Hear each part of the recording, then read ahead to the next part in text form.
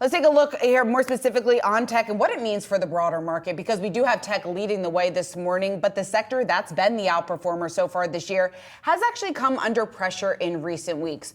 The downward move led by Nvidia. The stock has fallen more than 10% in just the last 5 days, weighing on major averages as the company struggles to live up to lofty expectations. But looking ahead, sentiment, it may be shifting just a bit, and Nvidia may not have the same outsized influence on the broader market. Joining us now, we want to bring in Scott Chronert. He's Citigroup's head of U.S. equity strategy. Scott, it's great to have you here. And I loved your note that you put out earlier this week. And we wanted to talk to you about it because there has been so much focus on Nvidia's outsized influence on the market and the fact that Nvidia has really been driving the gains. Walk us through your current thesis and why you see the sentiment starting to shift just a bit.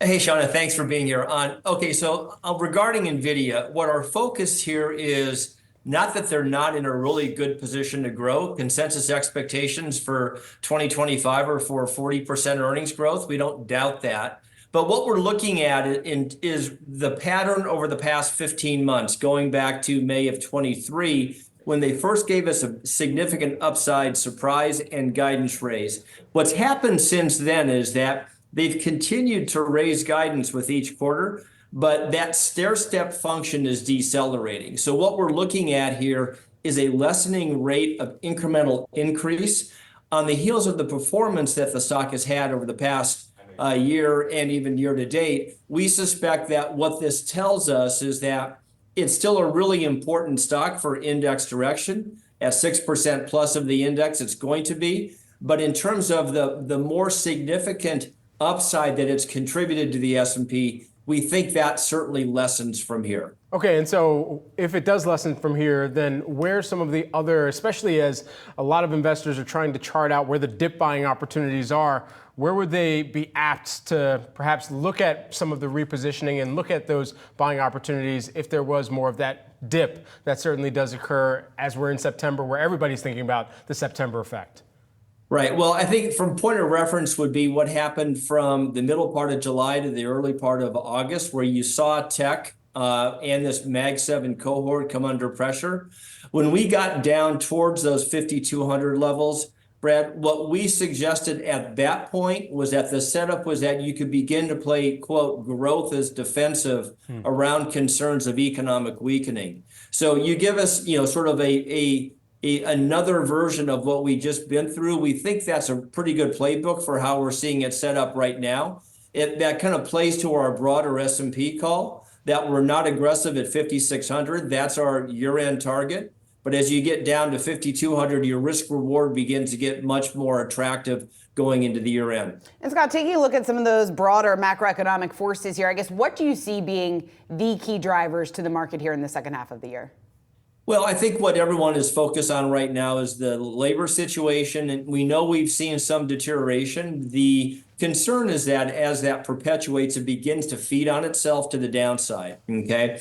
So we're watching the labor situation, and that's probably a primary focus for the Fed at this point. But, what we're looking at from a macro perspective is a pretty interesting balance. You're seeing many economic indicators show signs of bottoming around historic levels. At the same time, you're seeing some deterioration in other components. So from our perspective, it's a fairly mixed macro bag. But I'd say that would put your downside attention would mostly be on labor and the ramifications that might have for underlying S&P 500 corporate fundamentals. So with that in mind, I mean, as we're thinking about fundamentals, what type of earnings growth then in the back half of this year are you anticipating? Well, so we've been of this view that you're going to get a broadening in terms of earnings contribution. So back to the starting point of the discussion, we're still looking at this Mag 7 cohort positioned to post 20% plus earnings growth in 2025. That's pretty hefty, and that's a really strong starting point for assessing broader index. The rest of the S&P 500, that other 493, is fascinating. It posted 5% earnings growth during the Q2 reporting period. That's the first quarter in 6 you've actually gotten a positive earnings growth rate out of that cohort. So this broadening effect is happening. It's just a question of how quickly and to what extent it can extend into 25, the market's willing to price in. What we're arguing is that all told, the setup continues to be for earnings resilience, and we're going to define that by sort of a high single-digit rate of earnings growth in this year, with follow-through for another high single-digit rate of earnings growth for 2025. So, Scott, when we talk about how earnings are shaping up for the back half of this year and into 2025, some of the recent numbers from FactSet caught our attention here at Yahoo Finance because they have been, at least the expectations here for the current quarter, slashed by 2.8%. That has caused some worry on Wall Street. Just given what you were just saying, is that something that maybe investors should overlook and isn't as big of a headwind as maybe some are seeing it or viewing it right now? That's a really good point. So we're of the view that, well, with Q2, we got what we considered a beat and hold. So you had a Q2 beat to numbers. Back half of the year expectations did come in a couple of percent, as you point to, Shauna. We think that probably replicates into the third quarter and then the fourth quarter. But keep in mind, the further we get towards the end of the year, the more investors are going to start fast forwarding to the 25 outlooks.